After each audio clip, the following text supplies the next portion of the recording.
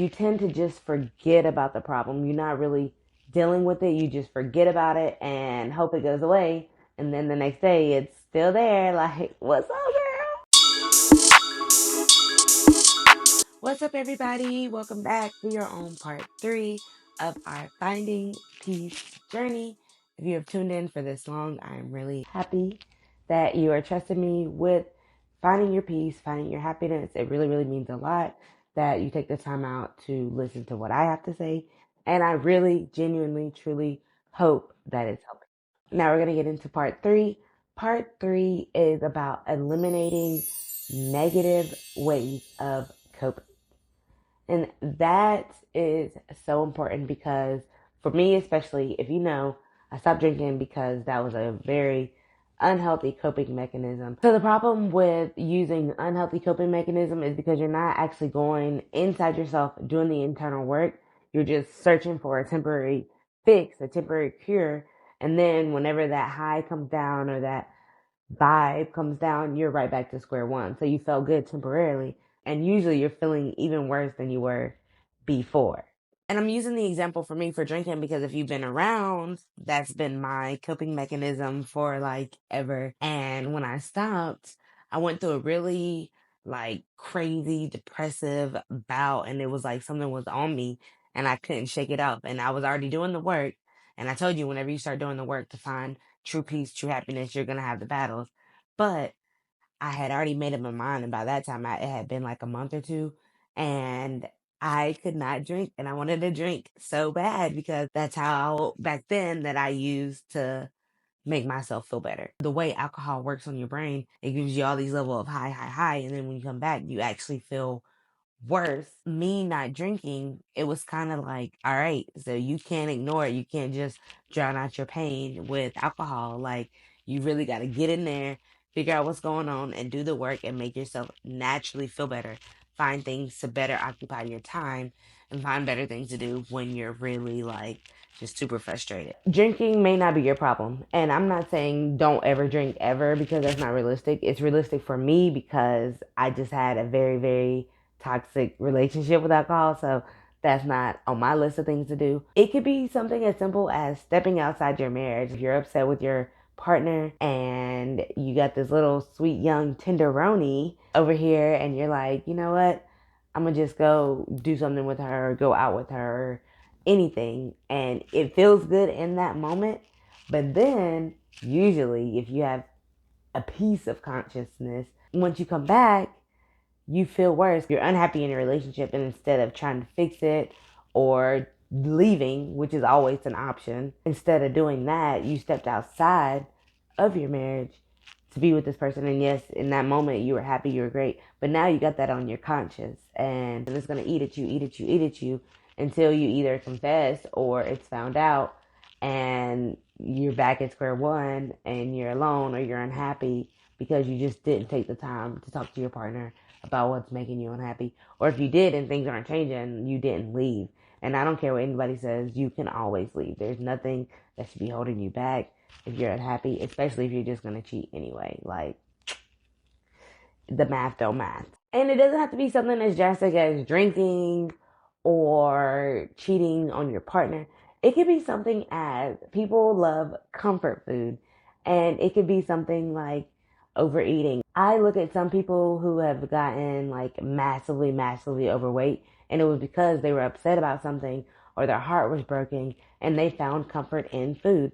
And I get it. And that's definitely a very real thing. Everybody has like a comfort food or a comfort thing that they do. Because for me, if I'm really upset, really sad, I need me some chicken wings because all flats, extra crispy, lemon pepper, hot. That's what I need.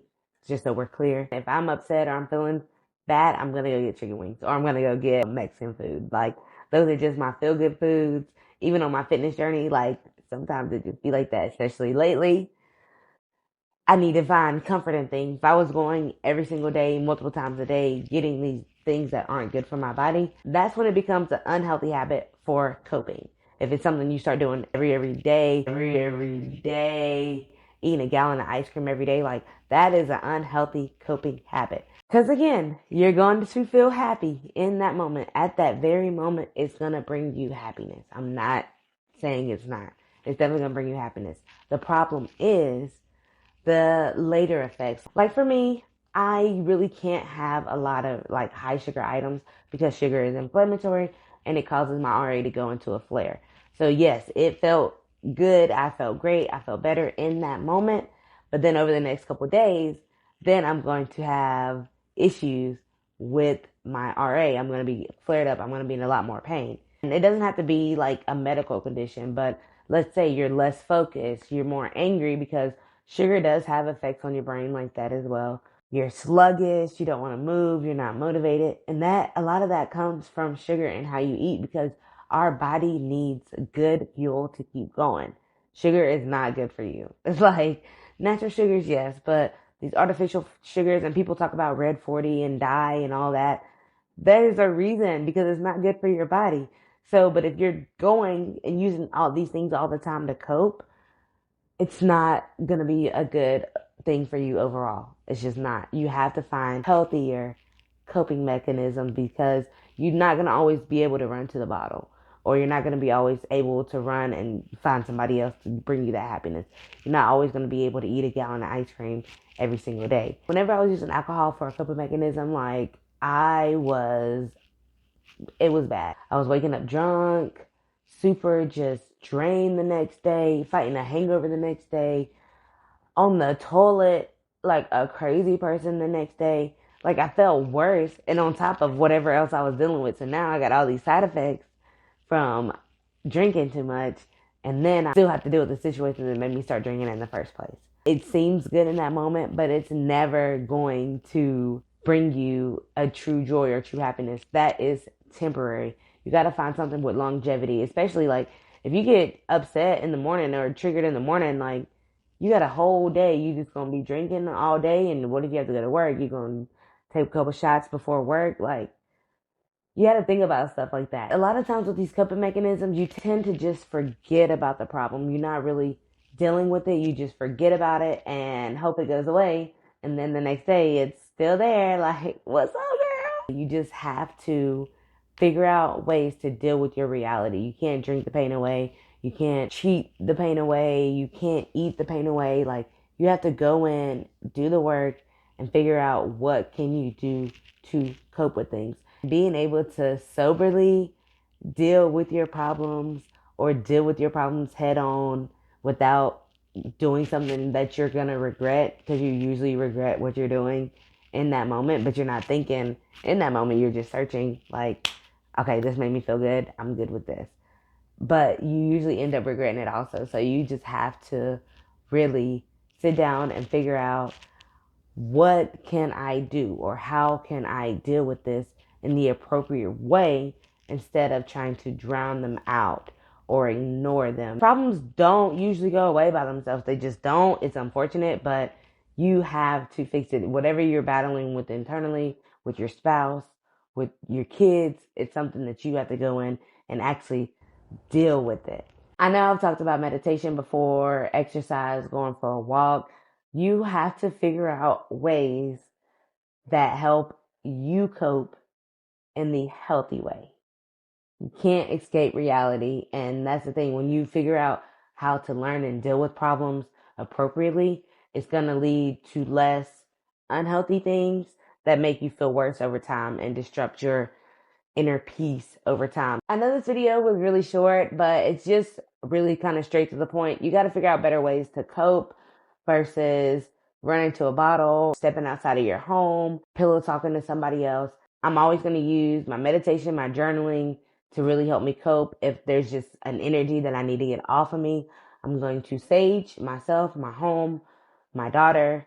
I'm going to sage everything. And then I'm also going to Palo Santo everything, just to get rid of that negative energy and bring positive energy back in. I know some people, if you want to pray about it, call to God about it, that's always an option as well. You just have to find what works for you. And if it doesn't make sense to somebody else, like, it's not about them. It's about you and your journey and making sure that you can find your happiness and you can find your peace, your way, the healthy way. So if you could drop in the comments how you cope and what's your coping mechanisms. If you don't mind sharing, to kind of help other people figure out different ways that they can cope. Because a lot of people just don't know. And if we can help each other, each one teach one, spread the love, spread the vibes and the good energy. As far as me, I know the energy levels have kind of been a little crazy in the past two videos. My grandma did pass away, and it's been a lot for me mentally. I don't want to make this video about that, but I'm trying to get back to my regular self. It's a process. It's a journey that we're talking about now. So I just kind of want to address that because somebody did message me. That's what it is. But I'm going to be okay. Get through it. One of the last words my grandma said was, "I'm at peace." And ironically enough, I'm here to help people find their peace. So I kind of cling to that. But that's why the energy levels have been where they're at. I'm trying, y'all. I'm getting back there. I will get back there. But just kind of bear with me. Everything that I have to say is still really relevant. The delivery is just not my usual delivery, but I still want you guys to take this information because I don't want people waiting. That's why I'm still trying to push through and do these videos. So yeah, spread a little love. Please, please, please love on your families and find your joy. All right? I'm going to see you on the next video.